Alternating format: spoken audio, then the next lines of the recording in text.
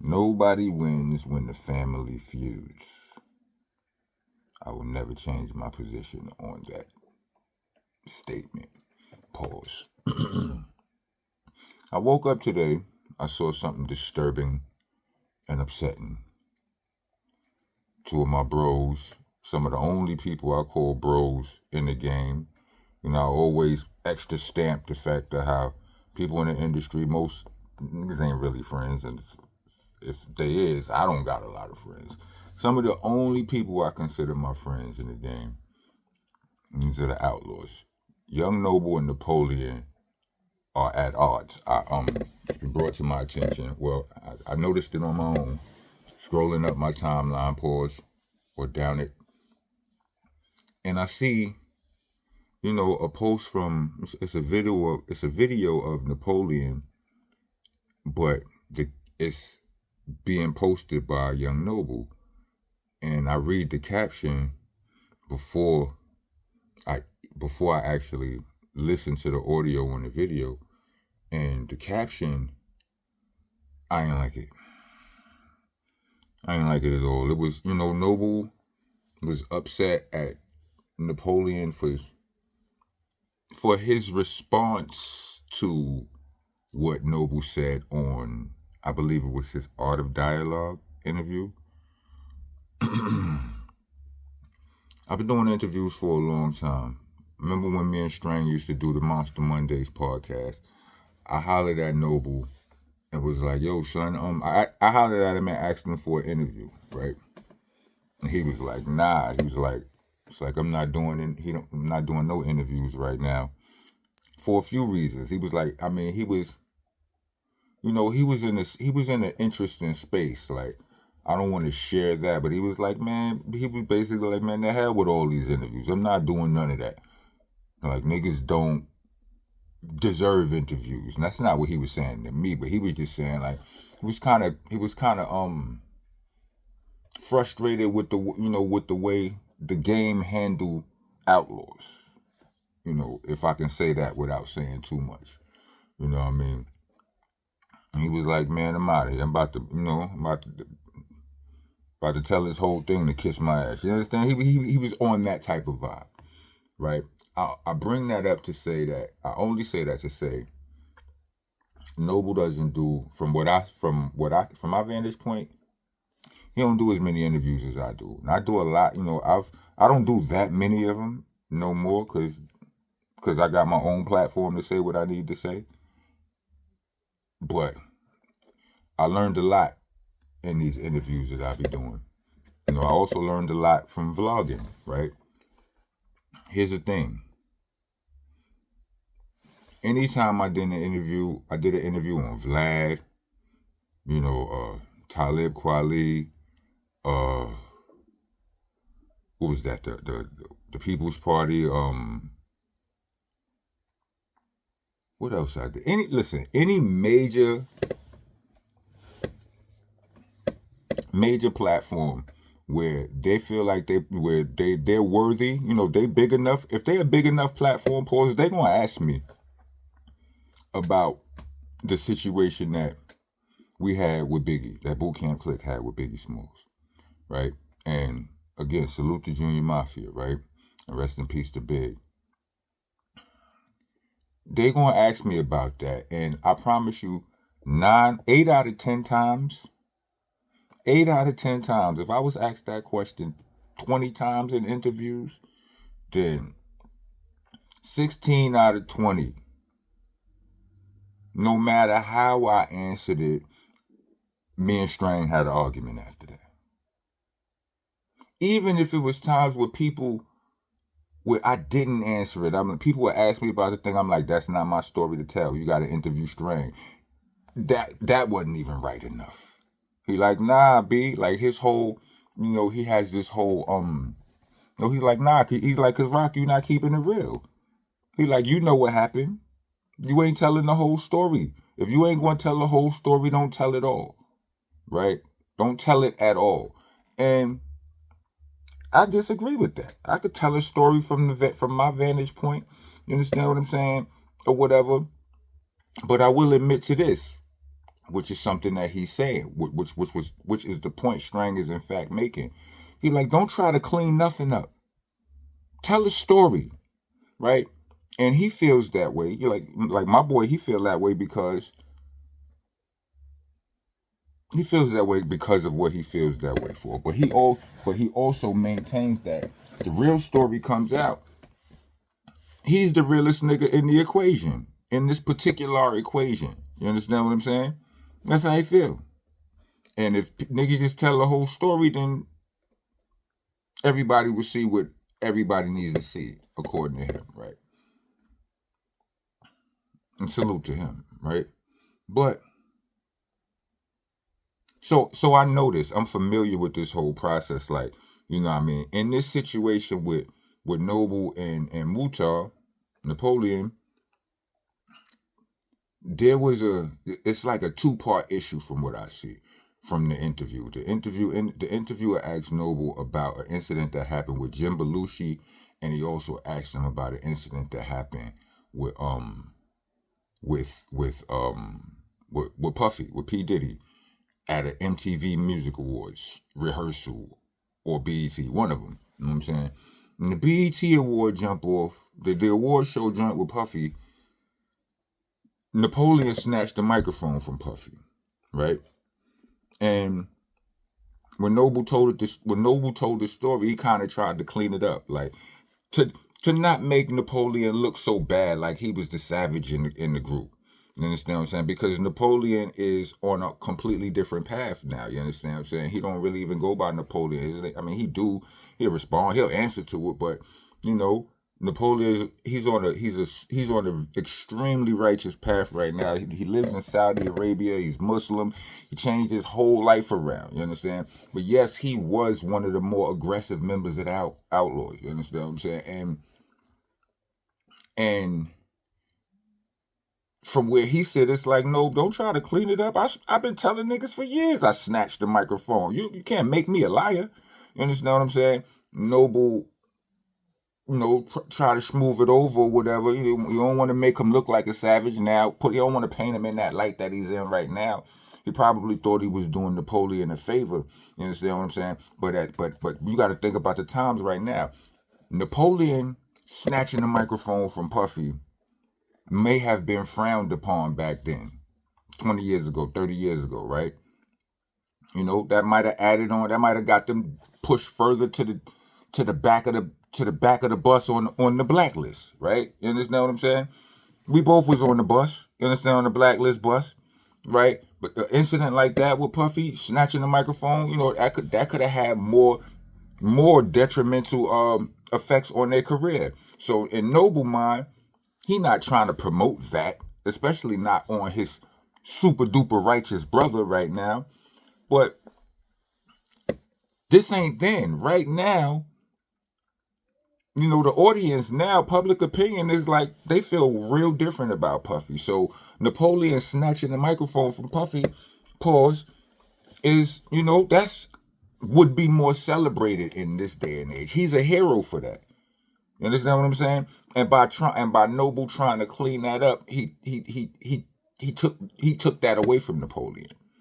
You understand what I'm saying? Like, not a maybe the anti-hero. You understand what I'm saying? But Noble took his anti-hero status from him by trying to clean that story up. He kind of robbed him of that, and also on a more simple level, it made a liar out of him, right?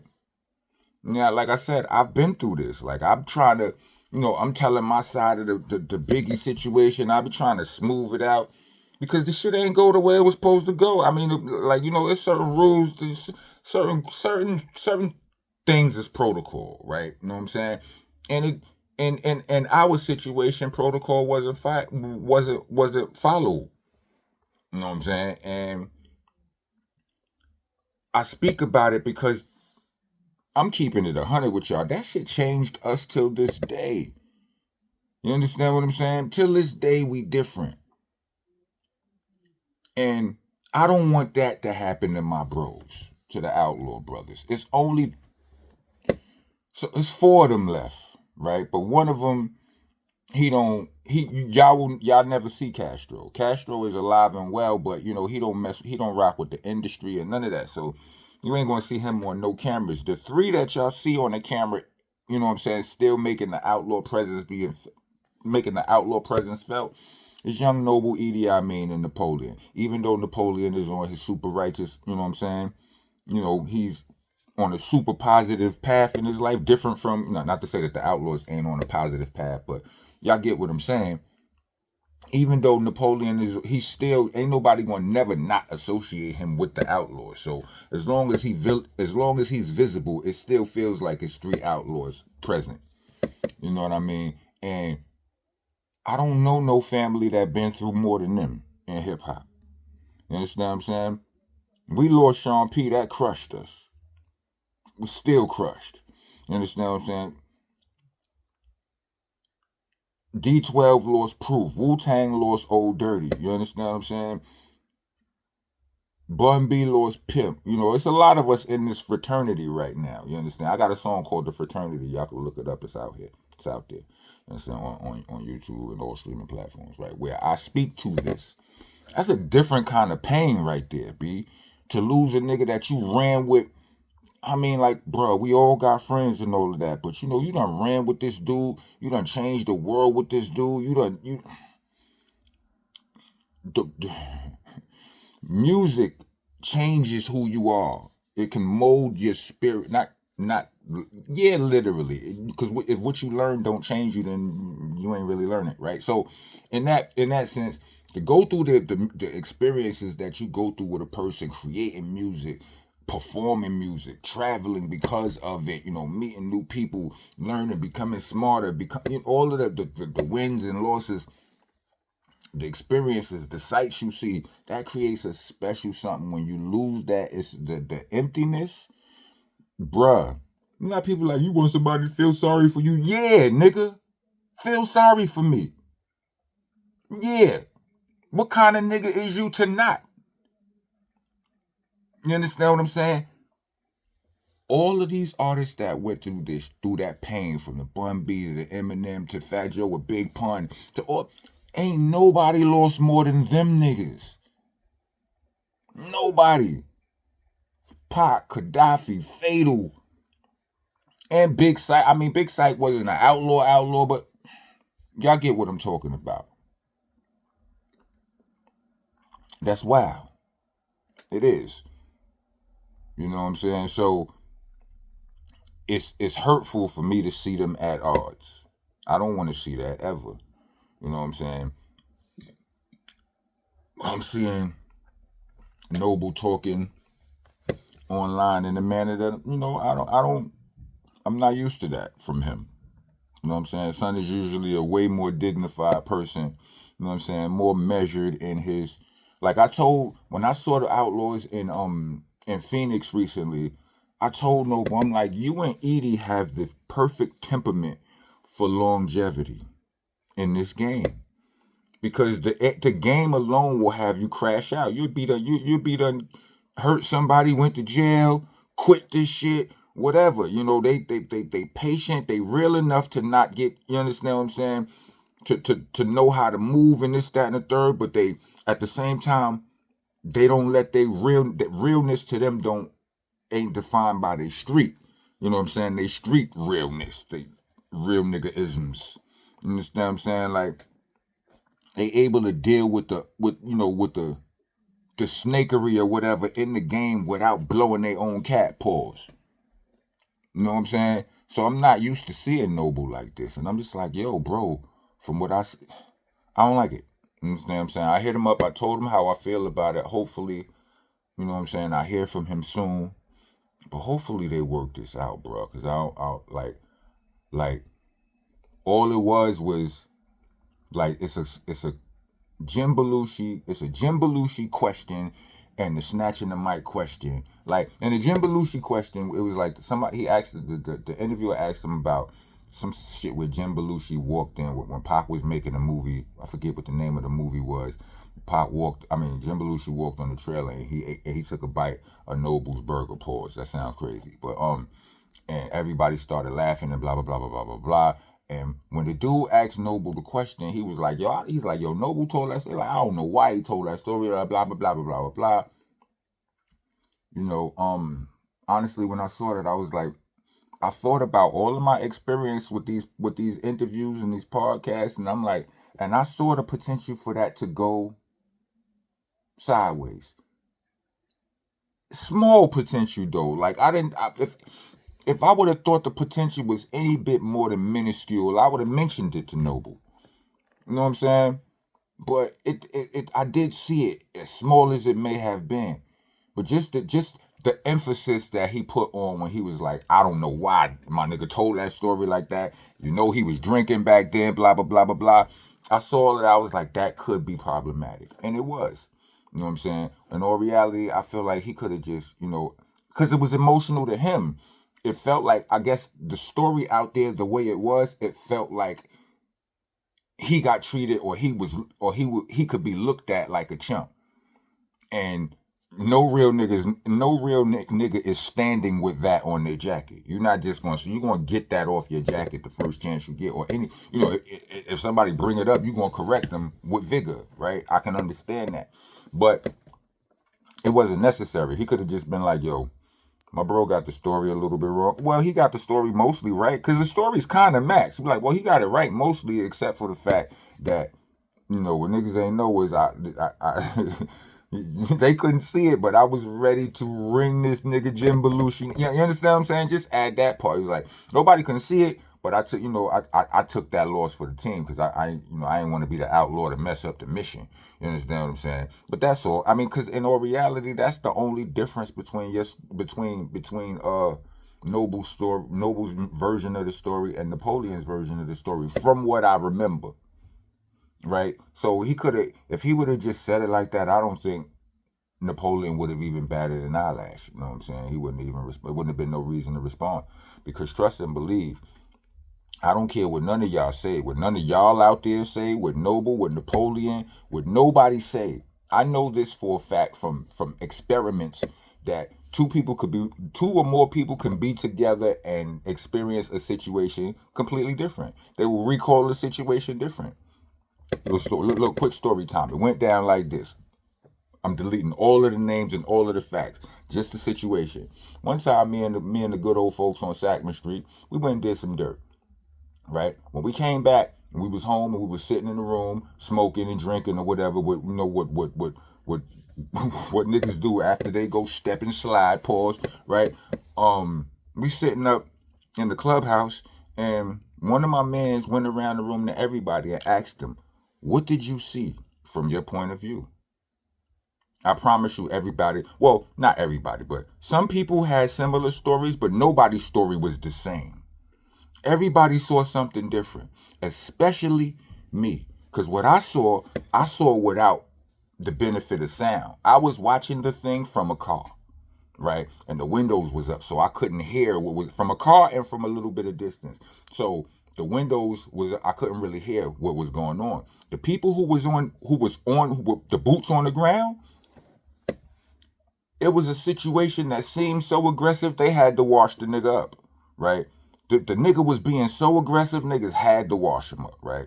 Me, when I replayed the situation, because as I was sitting in the car looking at the nigga that they had to wash up, the nigga that forced them to wash him up, from my vantage point, he didn't look aggressive at all, because all I could see was his body language. The sound was muted on my picture. This nigga looked like he wanted every bit of peace. But because his mouth was saying something different, pause, he got washed up. Bad. You understand what I'm saying? So, I'm just, it's, people be like, all of this, your truth versus his truth, it's the truth. I'm here to tell you, nah. It's really your truth and his truth. You understand what I'm saying? It really is. Niggas just gotta learn how to respect it. You know what I'm saying? In some situations, yeah, it's the truth, but let's not get stuck on black and white. There are shades of gray. You know what I mean? And to my brothers, you know what I mean? I saw the video Napoleon made. It didn't seem crazy. It just seemed like he was correcting. Like somebody called him, like somebody said what they said that made a lie out of him. He like, nah, I don't lie. But I didn't feel the aggression. I didn't feel no aggression in it.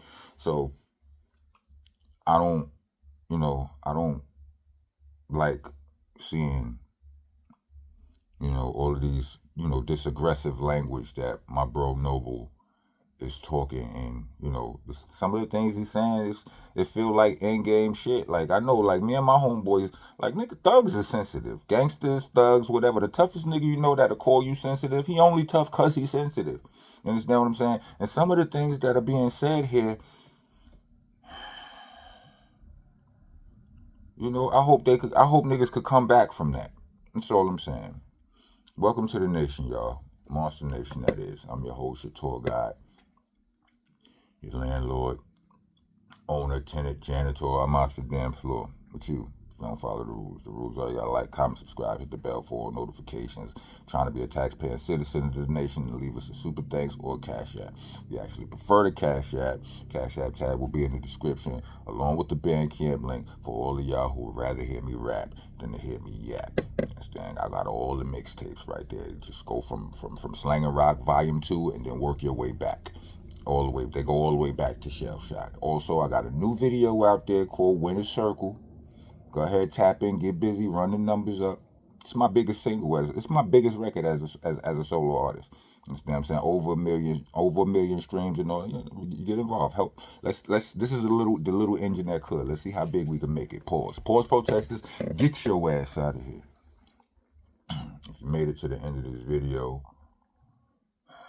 need the 4 peace signs. Rock on, rock on.